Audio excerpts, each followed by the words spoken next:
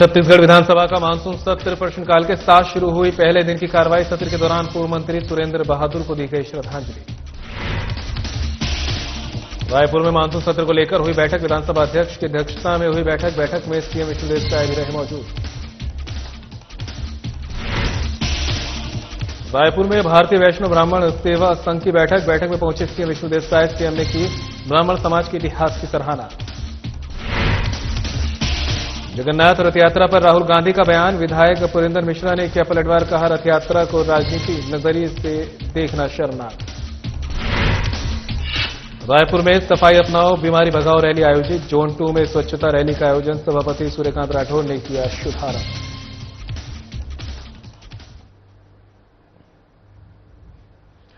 नमस्कार, बुलेटिन लेकर मैं हूं आपके साथ संदीप निरंजन सरकार। खबरों का रुख करते हैं। छत्तीसगढ़ विधानसभा का मानसून सत्र के पहले दिन की कार्यवाही प्रश्नकाल के साथ शुरू हुई। छत्तीसगढ़ के पूर्व राज्यपाल शेखर दत्त और अविभाजित मध्य प्रदेश शासन के पूर्व मंत्री राजा सुरेंद्र बहादुर सिंह को श्रद्धांजलि दी गई। मुख्यमंत्री विष्णुदेव साय ने कहा कि दिवंगत शेखर दत्त प्रतिभा के धनी थे। शेखर दत्त ने सेना में रहते देश का मान बढ़ाया। आईएएस के रूप में प्रशासनिक सेवा की। प्रदेश के राज्यपाल के रूप में उनका योगदान भुलाया नहीं जा सकता।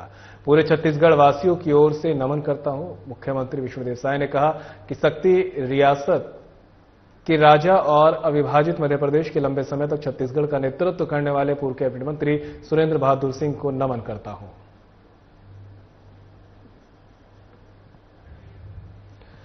छत्तीसगढ़ विधानसभा का मानसून सत्र इसके पहले दिन की कार्यवाही प्रश्नकाल के साथ शुरू हुई।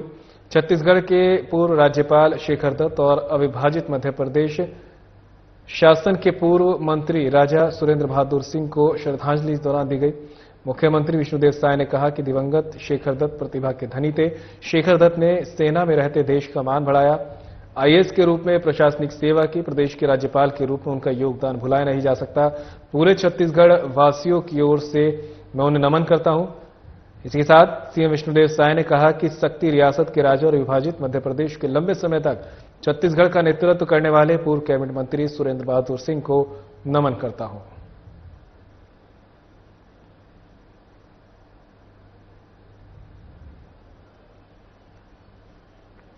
छत्तीसगढ़ विधानसभा का मानसून सत्र के पहले दिन विधानसभा अध्यक्ष डॉक्टर रमन सिंह की अध्यक्षता में विधानसभा के समिति कक्ष में कार्य मंत्रणा समिति की बैठक आयोजित की गई। बैठक में मुख्यमंत्री विष्णुदेव साय, नेता प्रतिपक्ष डॉक्टर चरणदास महंत, उप मुख्यमंत्री अरुण साव, संसदीय कार्य मंत्री केदार कश्यप, वित्त मंत्री ओपी चौधरी, कृषि मंत्री रामविचार नेताम, विधायक अजय चंद्राकर, विधायक धर्मजीत सिंह सहित समिति के अन्य सदस्य उपस्थित रहे। तो तस्वीरें आप देख सकते हैं, रायपुर की तस्वीरें, जहां पर छत्तीसगढ़ विधानसभा का मानसून सत्र के पहले दिन विधानसभा अध्यक्ष डॉक्टर रमन सिंह की अध्यक्षता में विधानसभा के समिति कक्ष में कार्य मंत्रणा समिति की बैठक हुई है। बैठक में सीएम विष्णुदेव साय ने शिरकत की। इसी साथ नेता प्रतिपक्ष डॉक्टर चरणदास महंत, उप मुख्यमंत्री अरुण साव, संसदीय कार्य मंत्री केदार कश्यप, वित्त मंत्री ओपी चौधरी, कृषि मंत्री रामविचार नेताम, विधायक अजय चंद्राकर, विधायक धर्मजीत सिंह सहित समिति के अन्य सदस्य भी उपस्थित रहे।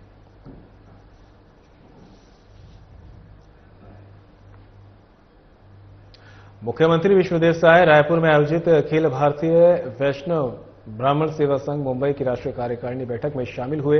उन्होंने कहा कि प्रभु श्री राम की ननिहाल और माता कौशल्या की पावन भूमि पर इस समाज का राष्ट्रीय अधिवेशन होना गर्व की बात है। मुख्यमंत्री ने वैष्णव ब्राह्मण समाज के गौरवशाली इतिहास और दानशील परंपरा की सराहना की। उन्होंने कहा कि छत्तीसगढ़ के विकास में इस समाज की भूमिका अत्यंत महत्वपूर्ण है। कार्यक्रम में समाज के विभिन्न क्षेत्रों में उत्कृष्ट योगदान देने वाले प्रतिभावान व्यक्तियों को सम्मानित भी किया गया।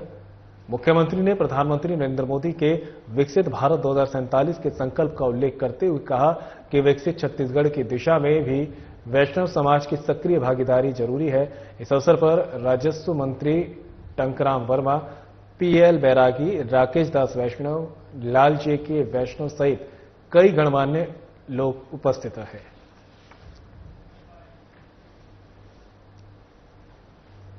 मुख्यमंत्री विष्णुदेव साय ने नवा रायपुर स्थित नवीन विधानसभा परिसर में एक पेड़ मां के नाम 2.0 अभियान के तहत विधिवत पूजा अर्चना कर गुलमोहर का पौधा रोपित किया। इस अवसर पर विधानसभा अध्यक्ष डॉक्टर रमन सिंह, नेता प्रतिपक्ष डॉक्टर चरणदास महंत, उप मुख्यमंत्री अरुण साव, विजय शर्मा, वन मंत्री केदार कश्यप सहित मंत्री परिषद के अन्य सदस्य और विधायकगणों ने भी पौधारोपण किया। कार्यक्रम में मुख्य सचिव अमिताभ जैन, विधानसभा सचिव दिनेश शर्मा, अपर मुख्य सचिव ऋचा शर्मा, वन बल प्रमुख श्रीनिवासन राव, लघु वनोपज संघ के प्रबंध संचालक अनिल साहू, प्रधान मुख्य वन संरक्षक अरुण कुमार पांडे और मुख्य वन संरक्षक राजू आगासमणि भी मौजूद रहे।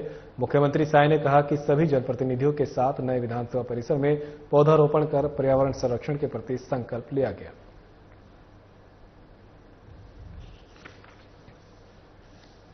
आज पवित्र सावन महीना का पहला सोमवार है। सबसे पहले तो समस्त छत्तीसगढ़ वासियों को सावन महीने की बहुत बहुत बधाई और शुभकामनाएं। ये महीना पूरा भगवान शिव का आराधना का महीना है और भगवान शिव का आशीर्वाद छत्तीसगढ़ के ऊपर में बना रहे। छत्तीसगढ़ में खुशहाली हो, सबके घर में सुख समृद्धि हो। आज हम सब लोग यहाँ नया विधानसभा भवन परिसर में आए हुए हैं। माननीय विधानसभा अध्यक्ष जी, हमारे दोनों डिप्टी सीएम, सभी मंत्रीगण, नेता प्रतिपक्ष, सभी विधायकगण और सब एक साथ यहाँ पर वृक्षारोपण किए हैं, जो कि एक ऐतिहासिक ये क्षण है।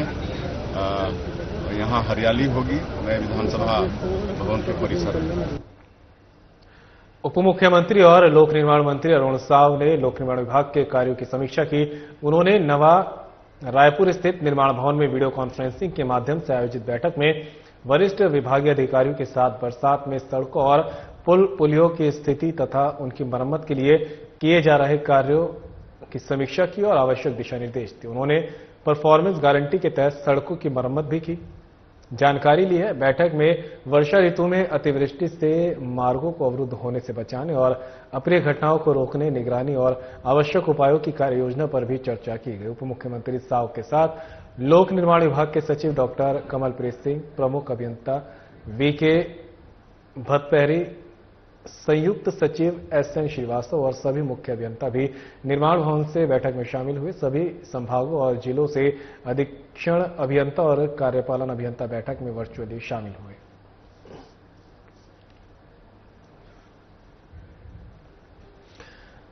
तो डिप्टी सीएम और लोक निर्माण मंत्री अरुण साव ने लोक निर्माण विभाग के कार्यों की समीक्षा की है। उन्होंने नवा रायपुर स्थित निर्माण भवन में वीडियो कॉन्फ्रेंसिंग के माध्यम से आयोजित बैठक में वरिष्ठ विभागीय अधिकारियों के साथ बरसात में सड़कों और पुल पुलियों की स्थिति तथा उनकी मरम्मत के लिए किए जा रहे कार्यों की समीक्षा की। साथ ही उन्होंने इस दौरान सभी जरूरी दिशा निर्देश भी दिए हैं। उन्होंने परफॉर्मेंस गारंटी के तहत सड़कों की मरम्मत की जानकारी ली।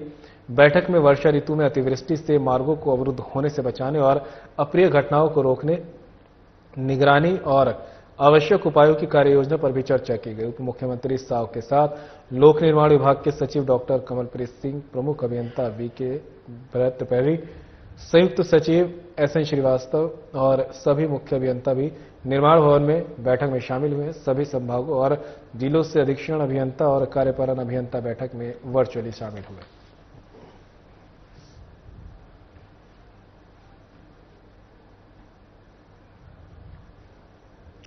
कवर्धा नगरपालिका के स्वच्छता अभियान को जनता का भरपूर समर्थन मिला। जब रविवार सुबह उप मुख्यमंत्री विजय शर्मा ने दर्री तालाब पहुंचकर श्रमदान किया, उनके साथ नगरपालिका अध्यक्ष चंद्रप्रकाश चंद्रवंशी, जनप्रतिनिधि, अधिकारी और बड़ी संख्या में स्थानीय लोग भी इस अभियान में शामिल हुए।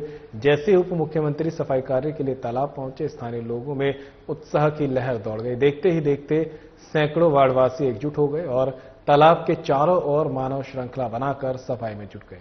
किसी ने जलकुंभी और कचरा हटाया तो किसी ने घाटों की सफाई की। उप मुख्यमंत्री विजय शर्मा ने कहा कि स्वच्छता केवल एक अभियान नहीं बल्कि जन आंदोलन है, जिसमें जनता की भागीदारी ही इसकी सफलता की कुंजी है। दर्री तालाब की ये तस्वीर अब पूरे क्षेत्र के लिए प्रेरणा का केंद्र बन गई है।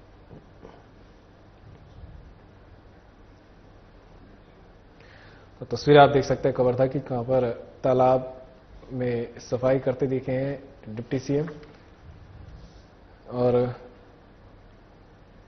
यहां पर एक मिसाल भी उन्होंने पेश की है सफाई को लेकर। स्वच्छता को जन आंदोलन बनाने की पहल करते यहां पर डिप्टी सीएम दिखाई दिए हैं और तालाब में उप मुख्यमंत्री ने श्रमदान अभियान चलाया और लोग इसे देखकर खुद भी सफाई करने के लिए लोग पहुंचे हैं और इस दौरान उन्होंने सफाई का संदेश देते हुए लोगों से भी आग्रह किया कि अपने आसपास भी स्वच्छता और सफाई बनाए रखें।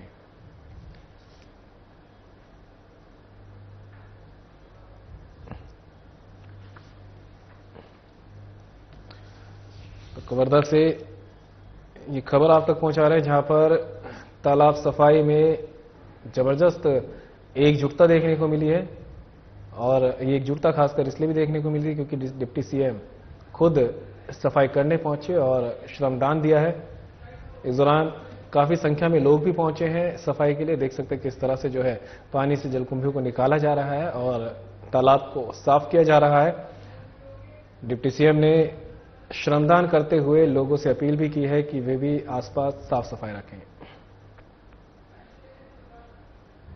जगन्नाथ रथ यात्रा पर राहुल गांधी के लोकसभा में दिए बयान को लेकर श्री जगन्नाथ मंदिर सेवा समिति अध्यक्ष और उत्तर विधानसभा क्षेत्र के विधायक पुरंदर मिश्रा ने तीखी प्रतिक्रिया दी है। उन्होंने इसे सनातन संस्कृति और श्रद्धा पर जानबूझकर किया गया हमला बताया। विधायक ने कहा, भगवान जगन्नाथ की रथ यात्रा किसी संगठन या नेता की मर्जी से नहीं बल्कि प्रभु की इच्छा से चलती है। इसे राजनीतिक नजरिए से देखना शर्मनाक है। उन्होंने 1972 की घटना का उल्लेख करते हुए कहा कि उस वर्ष रथ अचानक रुक गया था और गणपति महाराज की प्रार्थना के बाद ही पुनः चला। ये प्रभु की लीला है। उन्होंने आरोप लगाया कि कांग्रेस अब पूरी तरह सनातन विरोधी हो चुकी है। परंपराओं का मजाक उड़ाना उनका चरित्र बन गया है। प्रेस वार्ता में अमित चिमनानी, रमेश ठाकुर, देवलाल ठाकुर और निशिकांत पांडे उपस्थित रहे।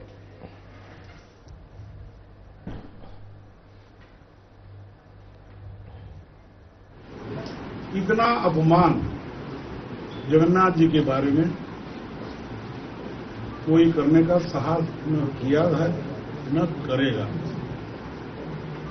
भगवान को चैलेंज करने वाले राहुल गांधी जी को मैं बताना चाहता हूं कि जगन्नाथ किसी के कहने पे, किसी के बोलने पे, किसी के इच्छा से नहीं चलते, नहीं न कुछ। कलियुग के साक्षात देवता हैं और उनके बारे में जानना है, उनकी परीक्षा लेना चाहते हैं तो आप जाइए, मंदिर के सिंह द्वार में खड़े होइए और देखिए, जब तक उनकी इच्छा नहीं हुई दरवाजा भी नहीं खुलेगी। मैं आपको बताना चाहता हूं, 3000 वर्ष पहले ईसा मसीह जी जगन्नाथ जी के दर्शन करने के लिए गए और उन्होंने कहा था, प्रभु मुझे इतना शक्ति दो कि मैं अपने कम्युनिटी का सेवा कर सकूं। और जब ईसा मसीह जी का अंतकाल हुआ, वहां जो स्टेचू बना है उसमें जगन्नाथ जी का तिलक लगा स्टेचू बना है।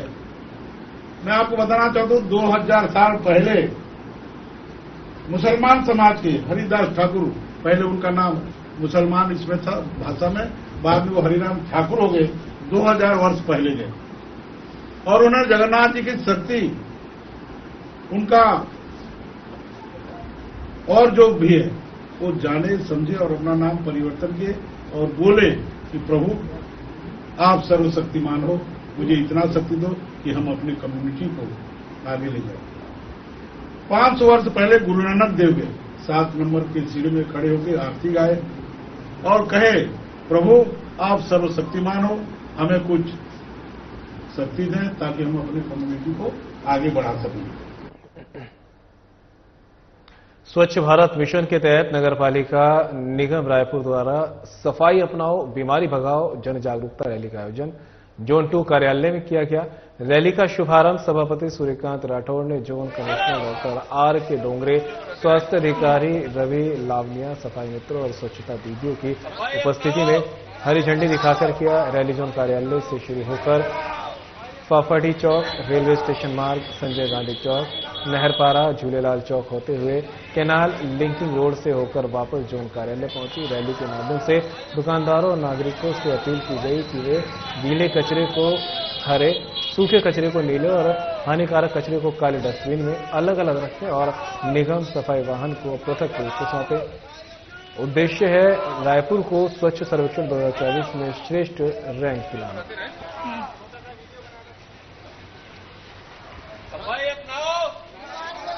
स्वच्छ भारत मिशन के तहत नगरपालिका निगम रायपुर द्वारा सफाई अपनाओ बीमारी भगाओ जन जागरूकता रैली का आयोजन किया गया है। यह आयोजन जोन 2 कार्यालय से किया गया। रैली का शुभारंभ सभापति सूर्यकांत राठौड़ ने जोन कमिश्नर डॉक्टर आर के डोंगरे, स्वास्थ्य अधिकारी रवि लावनिया, सफाई मित्रों और स्वच्छता दीदियों की उपस्थिति में हरी झंडी दिखाकर किया। रैली जोन कार्यालय से शुरू होकर पफाडी चौक, रेलवे स्टेशन मार्ग, संजय गांधी चौक, नहर पार झूलेलाल चौक होते हुए कैनाल लिंकिंग रोड से होकर वापस जोन कार्यालय पहुंची। रैली के माध्यम से दुकानदारों ने और नागरिकों से अपील की गई है कि वे गीले कचरे को हरे, सूखे कचरे को नीले और हानिकारक कचरे को काले डस्टबिन में डालें और निगम सफाई वाहन को पृथक रूप से ये अलग अलग करके सौंपे। इसका उद्देश्य रायपुर को स्वच्छ सर्वेक्षण 2024 में श्रेष्ठ रैंकिंग दिलाना।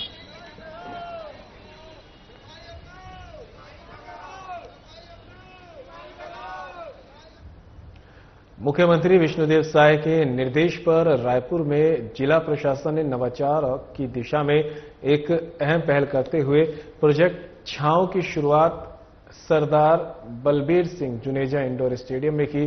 कार्यक्रम में मुख्य अतिथि रायपुर संभागायुक्त महादेव कावरे रहे, जबकि अध्यक्षता कलेक्टर डॉक्टर गौरव सिंह ने की। यह प्रोजेक्ट शासकीय कर्मचारियों और उनके परिवारों के स्वास्थ्य परीक्षण के लिए प्रारंभ किया गया है। शिविर में स्वास्थ्य जांच के साथ आयुष्मान कार्ड, आधार, ड्राइविंग लाइसेंस और श्रम कार्ड जैसी सेवाएं भी दी गई।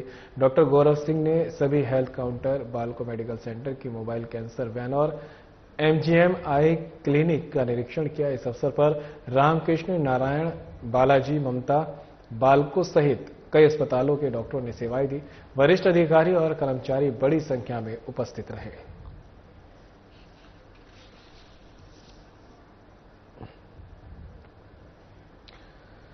मुख्यमंत्री विष्णुदेव साय के निर्देश पर रायपुर में जिला प्रशासन ने नवाचार की दिशा में एक अहम पहल की है और इस पहल को करते हुए प्रोजेक्ट छांव की शुरुआत की गई है, जो सरदार बलबीर सिंह जुनेजा इंडोर स्टेडियम में आयोजित हुई।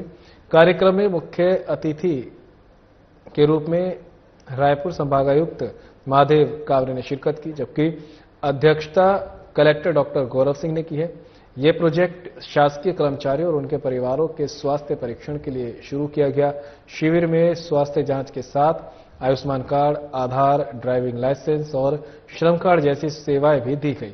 डॉक्टर गौरव सिंह ने सभी हेल्थ काउंटर, बालको मेडिकल सेंटर की मोबाइल कैंसर वैन और MGM आई क्लिनिक का निरीक्षण किया। इस अवसर पर रामकृष्ण, नारायण, बालाजी, ममता, बालको सहित कई अस्पतालों के डॉक्टर भी यहां पर पहुंचे और उन्होंने अपनी सेवाएं दी है। लोगों की जांच की गई है। वरिष्ठ अधिकारी और कर्मचारी भी इस दौरान बड़ी संख्या में उपस्थित रहे हैं।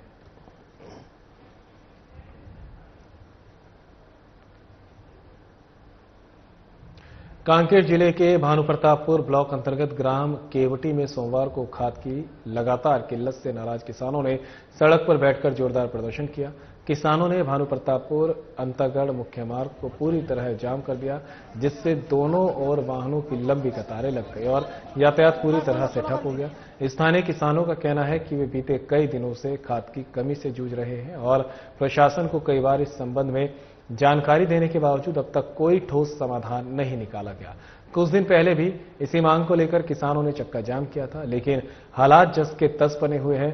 प्रदर्शन के दौरान प्रशासन की ओर से किसानों से बातचीत की कोशिश की जा रही है, लेकिन मौके पर तनावपूर्ण माहौल बना हुआ है। किसानों ने चेतावनी दी है कि जब तक उन्हें खाद की उपलब्धता सुनिश्चित नहीं की जाती, वे आंदोलन जारी रखेंगे।